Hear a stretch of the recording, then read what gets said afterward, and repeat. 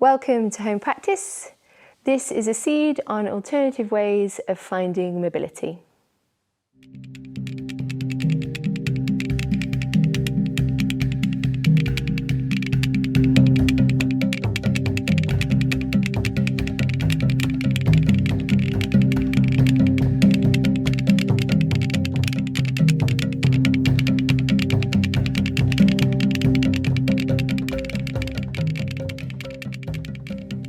Hi, I'm Amy.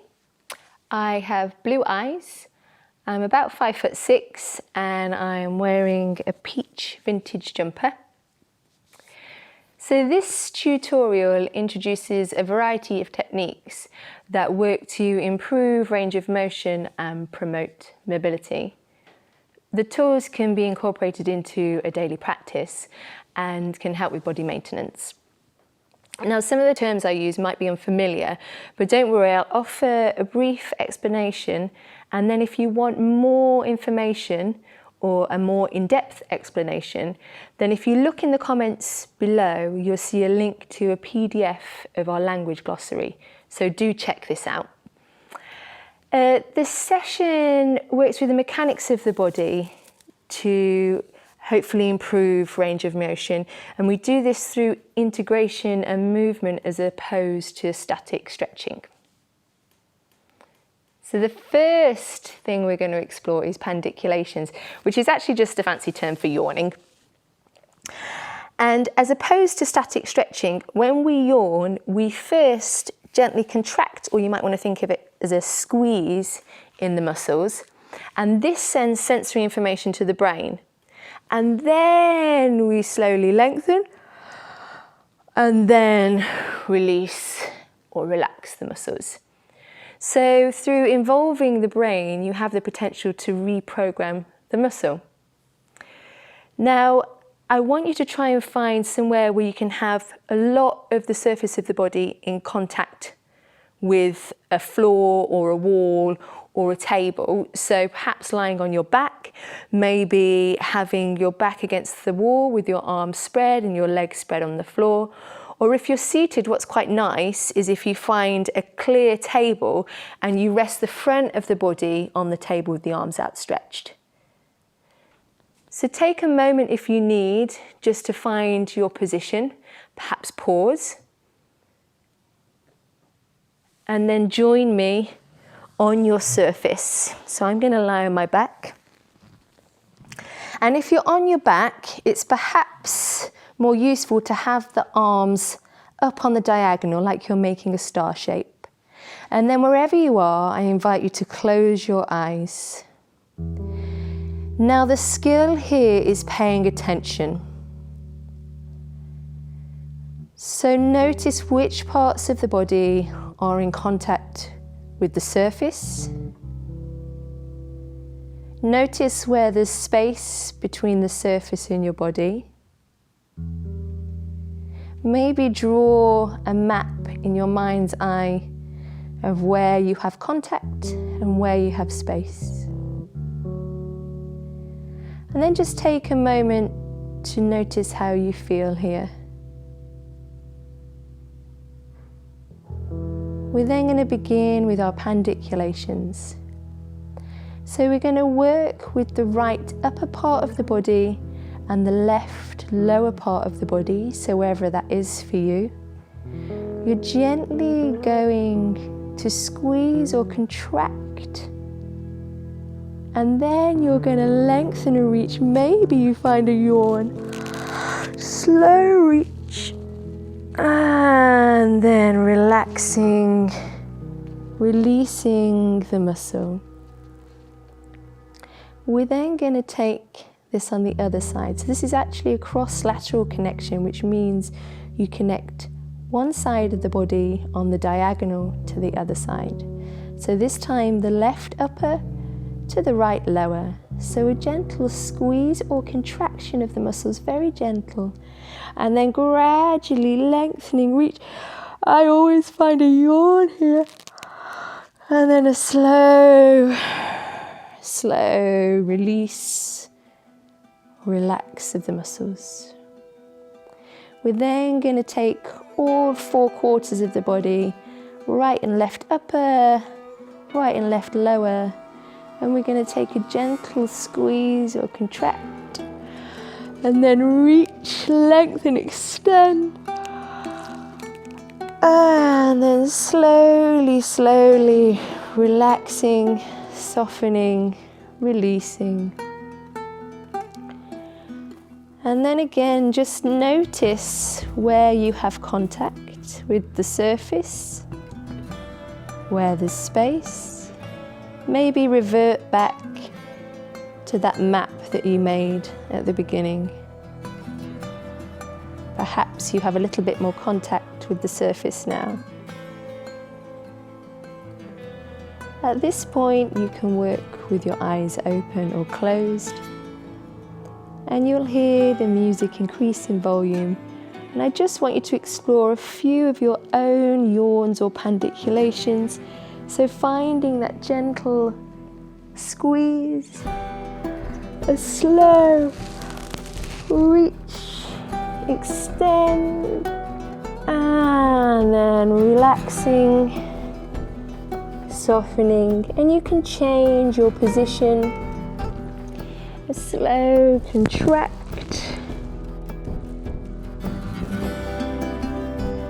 lengthening, reaching, and slowly relaxing, releasing. Take a few more in your own time. Really indulge in this yawning, this opening, stretching quality.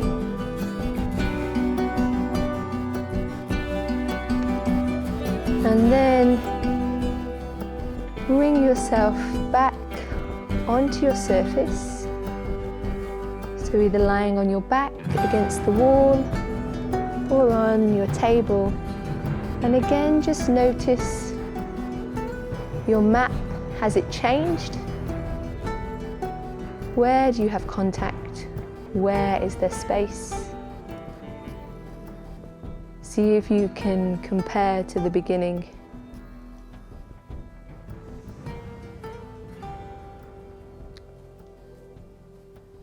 And then we're going to find our way to a seated position. So maybe pause if you need to spend some time adjusting yourself, and then join me in a comfortable seat. I'm actually going to change the cross of my legs so that I bring a bit of balance to my body. And now we're going to work with a little bit of self-massage, and there's a really nice link in the comments below to a self-shiatsu clip, and I use some of the movement in this clip with you here in this tutorial. So we're going to take a little control movement. We'll do this for quite a lot of the exercises so that then we can reflect back and see whether we have different sensations in that movement after we've done the massage. So you're just going to drop your chin to your chest, keeping the shoulders wide.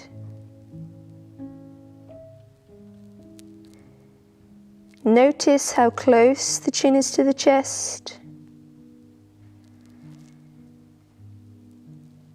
how this feels, whether you have tightness. And then just allow the head to float back up. We're going to begin by clasping the hands like we're making a cradle, and then bringing this cradle behind the neck. And then I just drop the head forward a tiny bit, so it's not a full drop, but just a little bit.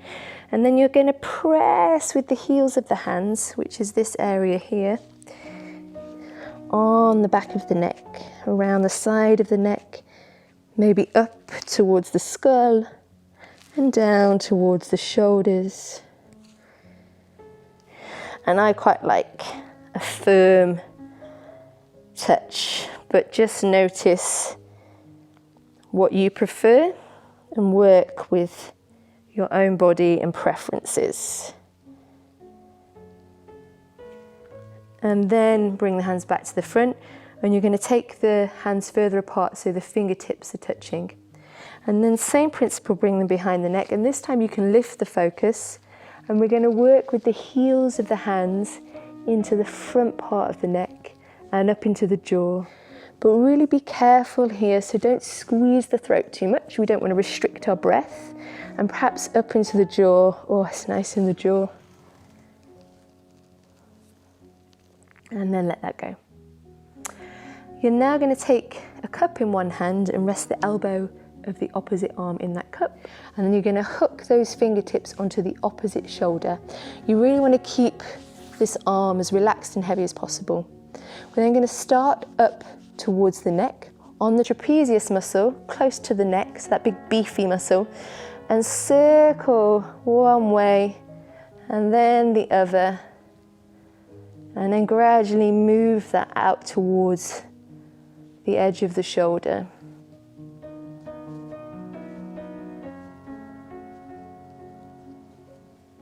Keep breathing.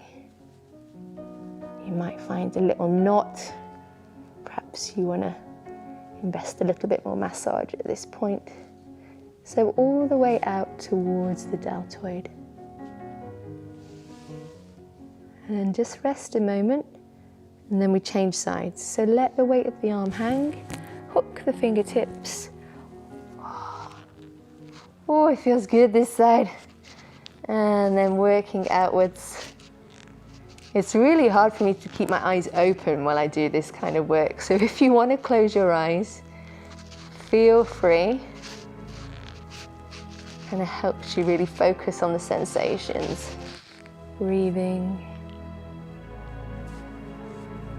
all the way outwards.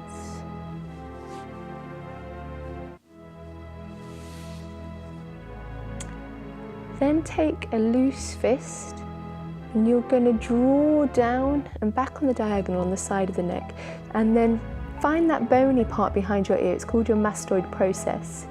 And you're going to draw your knuckles down and back on the diagonal. Again, use as much pressure as is comfortable for you, and you take it 3 times.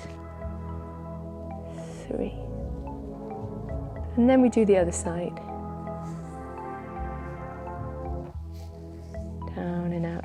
And actually sometimes it's nice to use a little bit of oil to do this, because it can be a bit abrasive on the skin.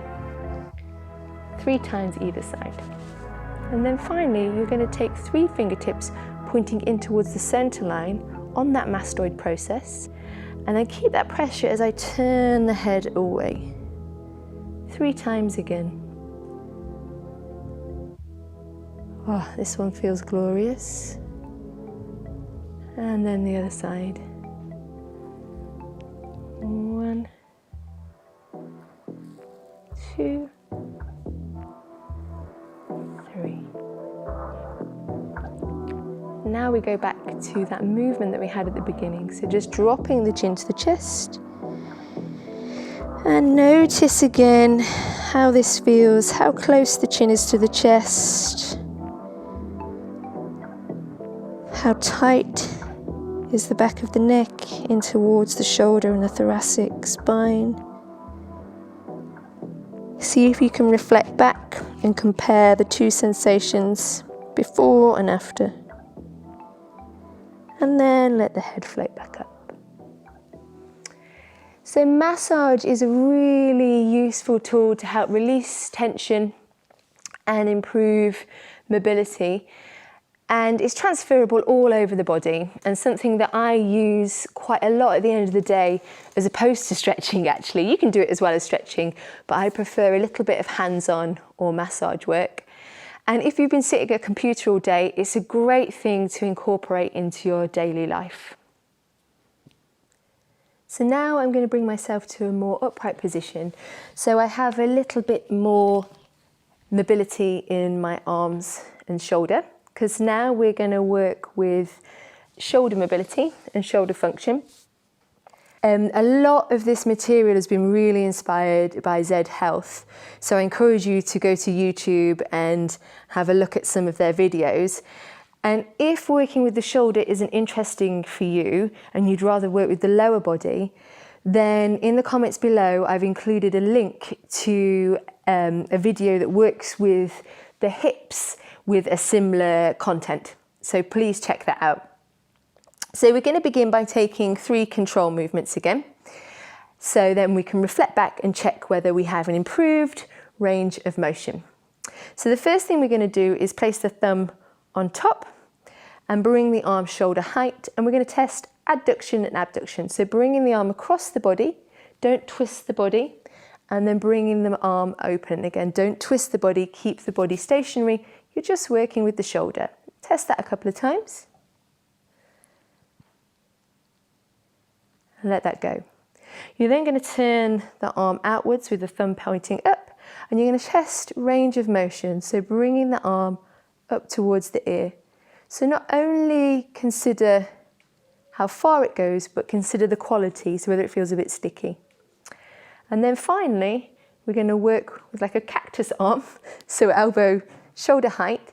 We're going to work with inward and outward rotation. So again, just noticing how that feels. And I should say at this point, we're going to do everything on one side. Yeah, so you might feel a bit wonky, but afterwards you can take the time to do the other side, and we'll go through the other side very briefly, so don't worry. So you have an assessment. Now the first thing we're going to do is bring some sensory information to this arm and shoulder. So we can do that by rubbing the flesh all around the shoulder. Maybe you might want to tap or squeeze. And there's a thinking that we should always try and do sensory before motor, because quite often just bringing a bit of sensory information to a part of the body can change the function, can change the mobility. And then we try again. So, adduction, oh yeah, it's different. Adduction, adduction, abduction. And then range of motion, oh that feels nicer already, goodness. And then inward and outward rotation. Great. So we're now going to work with motor priming, and we're going to do this in the form of nerve gliding. And it's like flossing the nerve, really, like cleaning. I think of it as a piece of dental floss, and like sort of cleaning that nerve. And we're going to start first with the median nerve. So you're going to flex the wrist and then rotate the arm outwards. Make sure you keep the elbow extended. Keep that elbow what you'd call locked. I mean, don't overly force it, but keep it long. And then lift the arm away, and then you can tilt the head away. And then we're going to take 5 pumps with the shoulder, a few times, and then maybe tilting the head. 5 tilts with the head.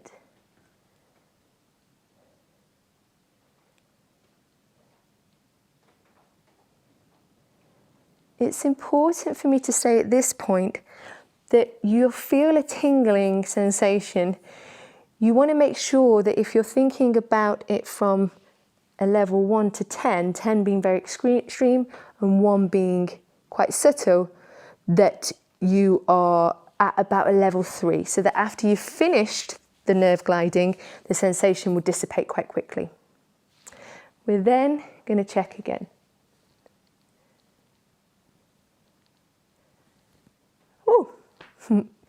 And inward and outward rotation. Good. We're now going to work with the ulnar nerve. So you're going to flex the wrist again and then raise the arm to shoulder height. You're then going to bend at the elbow, bringing the hand towards the shoulder, and then keep the elbow shoulder height as you open the arm out to the side. You're then going to just begin to rotate from the wrist, the thumb forwards and back 5 times. Really breathing. Remember that scale, 1 to 10. You want to be about 3, so don't overdo it. And then gently release. Some people might find it makes them feel a little bit nauseous. Maybe just take it back a step. Yeah, so look after yourself. And then we check again. Woo! Ooh, that's nice. And then range of motion. Oh, feels really free. And inward and outward rotation. Good. We're going to work with the radial nerve now. So all along the front of the arm. We're going to flex, or extend we should say, sorry, the front of the wrist. And before doing that, actually, we want to hide the thumb. So bring it across the hand and then flex. I'll get the order right. And then we're going to rotate the arm inwards. So not from the shoulder blade, but really just from the arm. And then again, lift the arm away. And then here you might want to pump again a few times. Or perhaps even circle 5 times one direction, 5 times the other direction. And then let that go. And again we test. So you might want to take a little bit longer to test each time. Maybe have your computer handy to pause whenever you need. I'm moving through quite quickly. And then finally we're going to work with the bicep. So we're going to clasp the thumb. We're then going to push the wrist forward. So if I show you sideways, you can see me opening the side of the wrist, and then send the arm back, and you can also tilt the head away here. And then you can pump the shoulder again a few times. Keep breathing, and then maybe even bend and extend. And then let go. And then one last time, checking. Ah, so different. And then inward, outward rotation. So just so you have a bit of balance in your body, I'm going to move through the other side really quickly, and you're just going to follow. Or if you'd rather take more time, then rewind and work back from the beginning of this section. So we started by testing.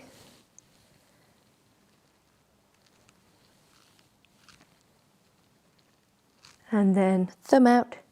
Range of motion. It feels very different to the other side. It's quite nice to make sure you do one side after the other, just to see again how kind of dramatic the change in the body is. We then brought sensory information. I'm going to do this all very quickly. Still bringing the same attention though. And then we check. It's amazing how much bringing sensory information actually changes the sensation in the shoulder. Really nice. Then we did the median nerve, so flexing, outwards, lifting, tilting, and then pumping the shoulder. Oh. Remember not to go too far with the movement so that you're not overdoing it. Yeah, remember that scale. We're on a 3, not a 10. And then we check again. Woo!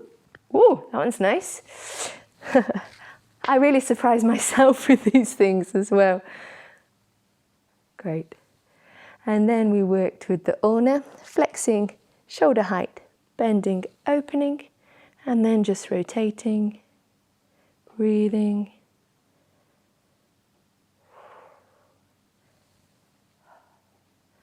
And just remembering that that tingling is fine, but you want it to dissipate after a few seconds. Oh, that inward rotation feels really nice now. Great. We then work with the radial nerve. So this time we extend the wrist, we've hidden the thumb, we rotate the arm in, lift away, and then again you can pump. You can circle.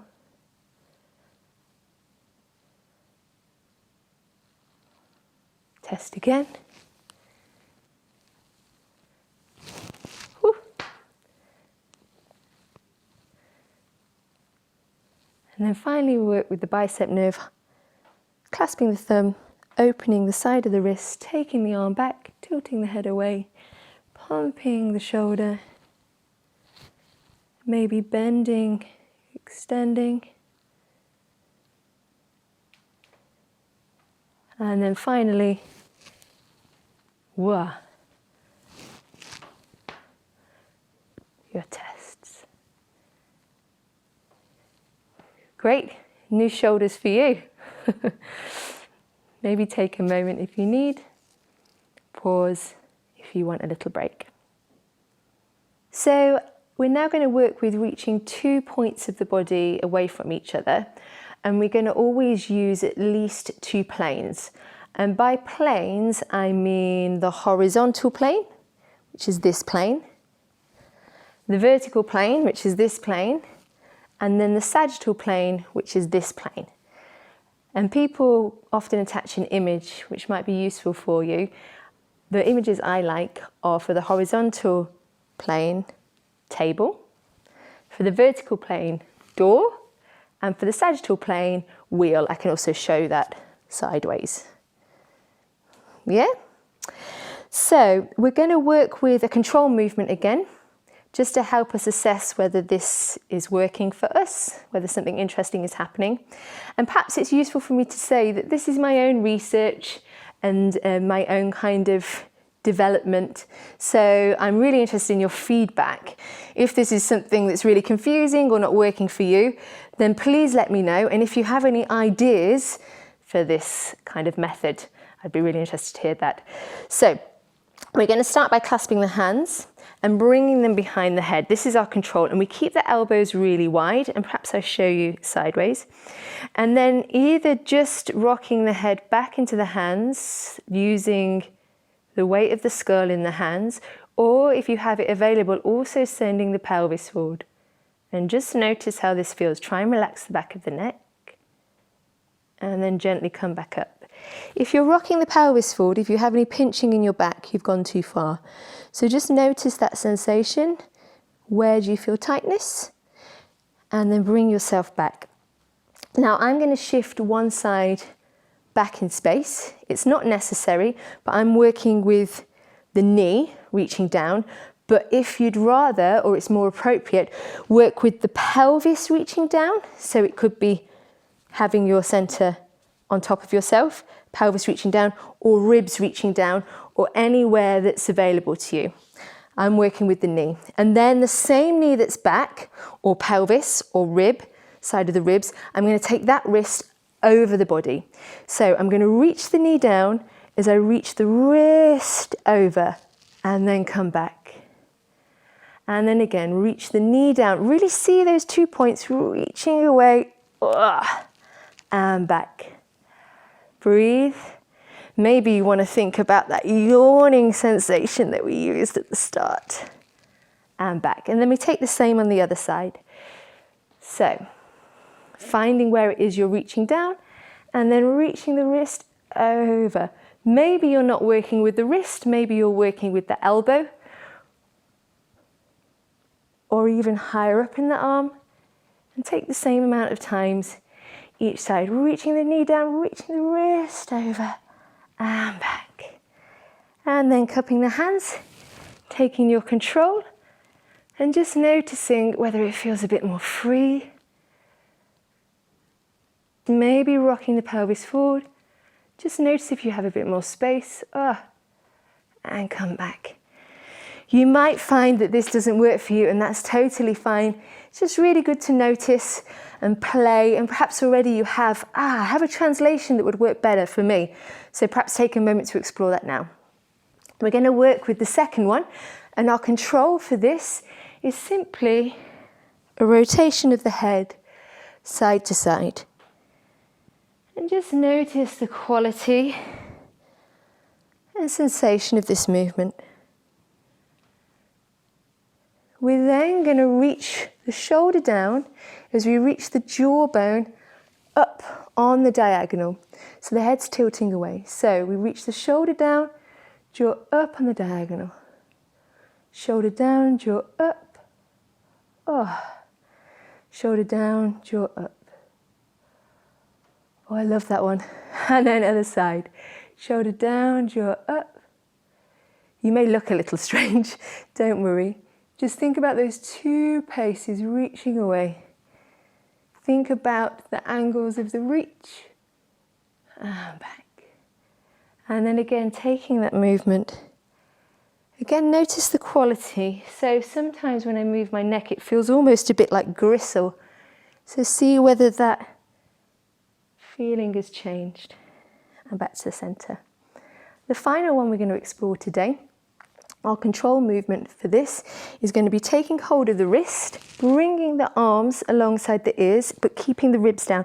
So don't let the ribs pop, keep the arms alongside the ears, ribs down, and you're just going to pull that wrist over and see how it feels in the ribs, in the waist, maybe in the lower back, and come back. And then swapping sides, reaching, pulling over. See if you can just take a note of the sensation.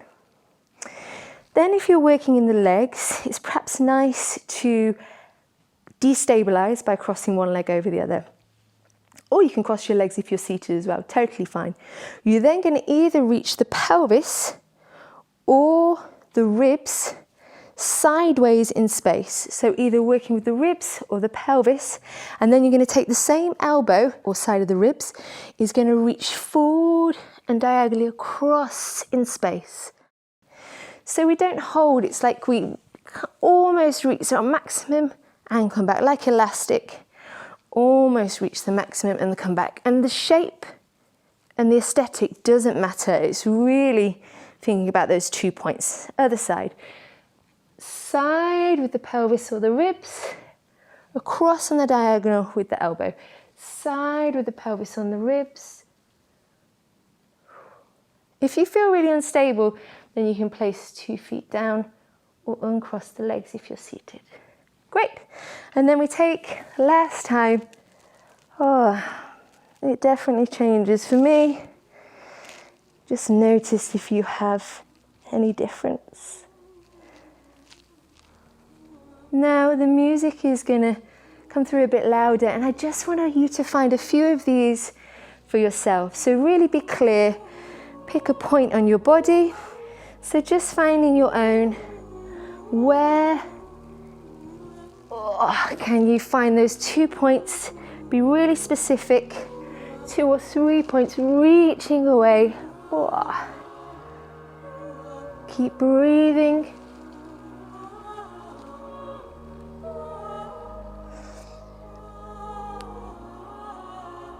Don't worry about the shape. It's really thinking about those 2 points. Perhaps thinking a bit more internally, closer to the center line. Perhaps thinking a bit more distally. We haven't worked much in the fingertips and the toes, but also trying to think about the different planes of the body. Maybe you want to pause and take a bit longer to explore. At this point, it's quite a nice sensation. And then it's perhaps nice for you to know that this is something I explore in my inclusive yoga classes. And so I've included a couple of links in the comments below to some free online inclusive yoga of my own practice. So please check those out if you're interested. Again, if you want to pause, please do. And I just want to round up by saying the techniques that I've shared with you might at first seem quite simple, but in fact, they're really quite complex. So you might need to repeat and practice in order to embody the concept fully. It's very rare that we kind of discover the true essence of an exercise after just one try. So don't judge yourself if this material didn't resonate with you. I really recommend to come back and try this content again another time. One day an exercise might work, and then the next it might not, and sometimes it might not work for you at all. This is not failure, this is you improving the knowledge you have of your own body. So all that's left to say is thank you, and I will see you soon.